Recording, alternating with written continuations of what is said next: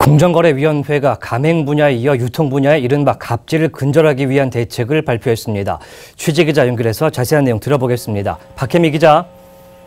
네, 공정거래위원회가 대형 유통업체의 불공정 행위를 가로막고 중소납품업체의 권익보호를 강화하는 내용을 골자로 하는 유통 분야 불공정거래 근절 대책을 발표했습니다. 이번 대책에서 공정위는 대규모 유통업법 집행체계 개선과 납품업체 권익보호, 불공정거래 감시 강화 등 3대 추진 전략과 15대 실천 과제를 추진합니다. 우선 실질적 피해 구제를 위해 징벌적 손해배상제가 도입됩니다. 상품 대금을 부당하게 감액하거나 납품업체 종업원 부당 사용, 보복행위 등 고질적, 악의적 불공정 행위로 발생한 피해에는 3배로 배상을 해야 한다는 겁니다. 이와 별개로 과징금 부과 기준율을 2배로 인상하고 현재 상한액 1억 원인 신고 포상금 지급액은 5억 원으로 확대합니다. 법 사각지대에 있는 복합 쇼핑몰과 아울렛에 입점한 업체들을 대규모 유통업법 보호 대상으로 포함하고 판매 수수료 공개 대상은 대형마트와 온라인 쇼핑몰로 확대합니다.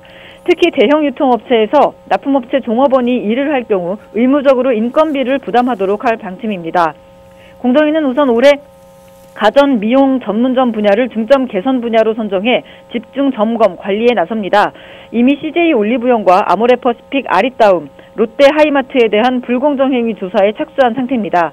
내년에는 TV 홈쇼핑과 SMS, 즉 기업형 슈퍼마켓 분야를 중점적으로 들여다볼 계획입니다. 공정위는 이번 대책이 실제 현장에 적용되면 법 위반 억제와 중소납품업체의 부담 경감에 큰 효과가 있을 것으로 기대했습니다. 하지만 이번 대책 추진 과제 중 절반가량인 7개가 법 개정이 필요한 만큼 제도가 실제 적용되기까지는 시간이 걸릴 것으로 보입니다. 김상조 위원장은 유통을 전문으로 하는 특화되어 있는 대규모 기업 집단이 적극적으로 긍정적인 상생 협력 방안을 마련해 주기를 기대한다고 당부했습니다. 또 이들과 협의할 기회를 마련하고 민원이 집중되는 영역에 대한 자율적인 상생 노력을 요청하겠다고 말했습니다. 지금까지 정부 세종청사에서 전해드렸습니다.